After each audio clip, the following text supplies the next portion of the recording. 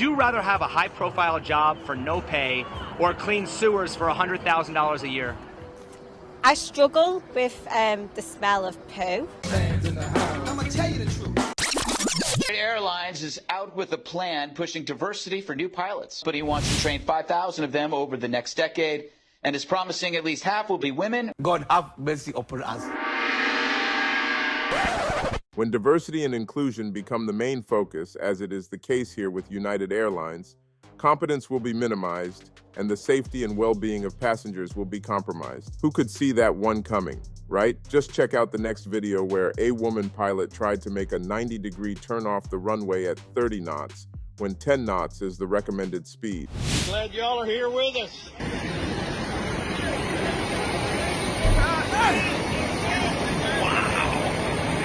Oh my goodness, look at the back of the plane, man.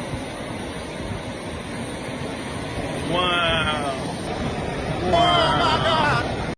On the next video, a female air traffic controller, very likely diversity hire, argues with a 15 years experienced male pilot. Why? It's because she Googled how to land. You can't make this shit up. For a short approach, if you're going to do a power off 180, that's my point. Well, okay, I will remember that from now on, no problem. Yeah, when you ask for a short approach, I expect you to turn your base and beam the numbers. All right, this one will be a full stop for 6-5 Charlie, and maybe we need to talk about that some more because you're the first controller in 15 years that's ever said that. Well, I'm just, if you ask for a short approach is when you turn your base and beam the numbers. If I know you're a student asking for a short approach, I know you're out there practicing and you probably will extend. But if you're doing something other than a short approach, don't ask for a short approach. Well, I will definitely look up the definition of short approach because I've never seen where it says you turn base and beam the numbers because I don't see how you could possibly do that. Well, I Googled it. I beg your pardon? Actually, I Googled short approach and it said to turn your base abeam or before the numbers, and you will land probably touchdown around midfield. Okay, well, then I apologize for requesting the wrong thing because everywhere else, short approach means power off 180, but that's definitely not what it means here. Yeah, well, I mean, I don't know. Maybe it's because I've worked at different airports. I don't know. But we need men to run the industries that keep us alive and well. Not necessarily, no. So, because I know female mechanics, engineers, carpenters. But remember that's exception. Like those industries are like 99% male. Yeah, but for now, we need to stop pretending we need a man or X, Y, Z. It's like no. We do need men though. We don't need them. We do. No, because they're lesbians. Who do you call to get your car fixed? A man or a woman? Your toilet breaks down. Who do you call? So I fix my own car. What a liar! Who runs the infrastructure of society? Men or women? Oh, at the moment, men, obviously. Yeah. The So regardless of that, like you agree that men run the infrastructure. So therefore, at the moment, men run the world. We need men. Yeah. On a wider scale, yes. On a wider scale, on a personal scale, no, because you don't need a man to provide for you. Right. You can earn our own wage. But we need men to run the industries that keep us alive and well. Not necessarily, no. So, because I know female mechanics, engineers, carpenters. But remember that's exception. Like those industries are like 99% male. Yeah, but for now. Whether it is today or tomorrow, women would continue to needing men directly or indirectly. I mean, you can financially be independent, no problem.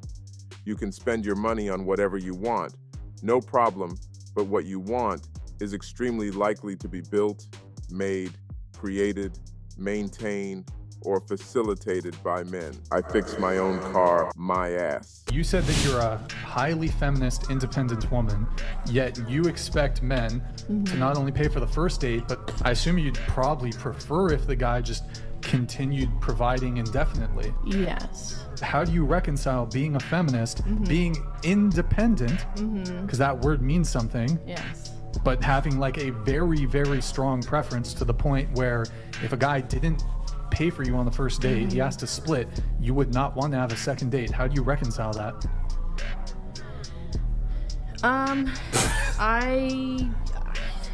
I guess I just would think that at the end of the day I would want him to mental gymnastics. I mean, it sounds to me like you want equality only when it benefits you. Brain fart at its finest. I mean, you just can't claim to be an independent woman but at the same time you want to be financially or otherwise dependent on a man, I guess getting free shit from men is part of being an independent woman. This don't make no damn sense. Would you rather have a high-profile job for no pay or clean sewers for $100,000 a year? I struggle with the smell of poo. So I think a high-profile job with no pay. I would prefer to have the high-profile job without pay. I'm cleaning sewers for $100K, man. I'm cleaning sewers. There's no question about it. More money. Clean the sewers. I'm just going in my head. No, I'm going to clean the sewers for $100,000 a year. I'd rather the first one.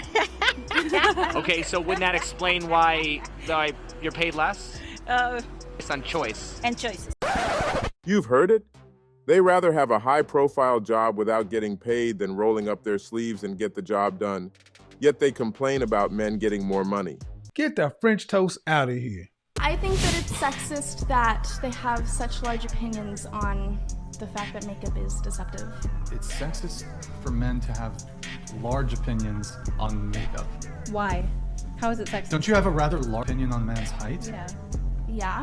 So it's the same thing, just put it the same exact thing. Oh no, I think this is like a debate that's been going on for like a really long time. And I think that the fact that men just won't let women be and like do what makes them happy, and that they get so pissed off that a woman doesn't look like how she actually looks.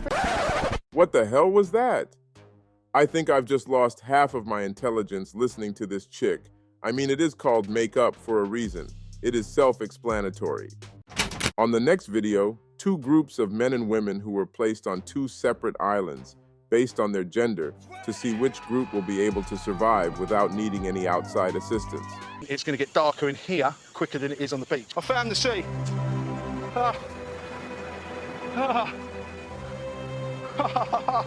So one group's going to go look, and one group's going to stay here. Who's in the go group? Me. Can I come? Yeah. Have you got your whistles? Yes, we're whistled up. I'm used to being in forests, and I'm not going to be really happy if people start telling me I'm going the wrong way. Yeah. This is actually the opposite direction. We're going back towards the beach. The women at camp are finally taking their fate into their own hands. They haven't found us, so we've got no alternative but to find them, because we've stayed and we've waited. I don't even know, 2 days, 3 days. Very nearly there. Here we go! Oh my God! Wow! Again, just pull me out! Oh my God!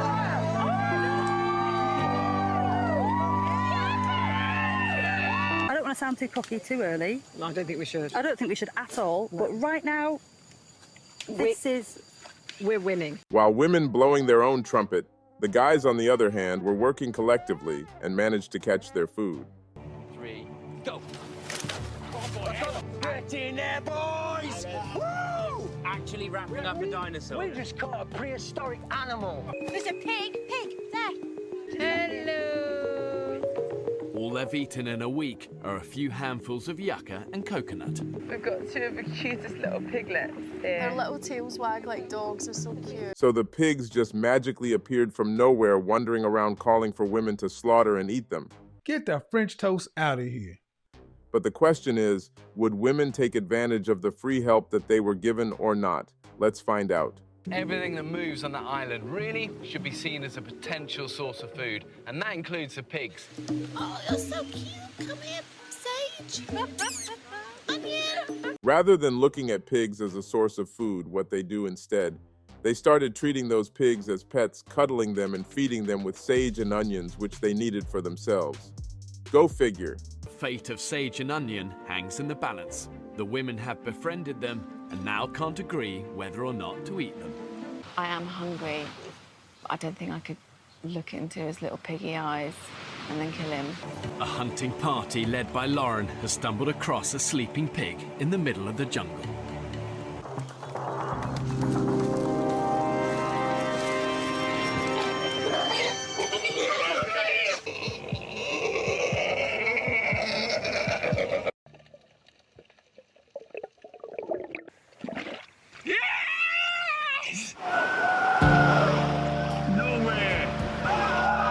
There's a lot of whooping coming from those nets, people.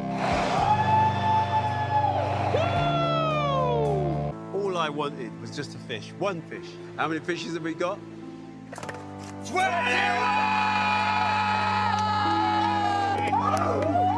While men catching crocodiles and fishes, women on the other hand getting a special delivery, which is obviously against the rules. But hey, rules should be broken for women, right? You have fish? Huh? One fish? He's gonna throw it! Oh, you're very, very kind. Whoa!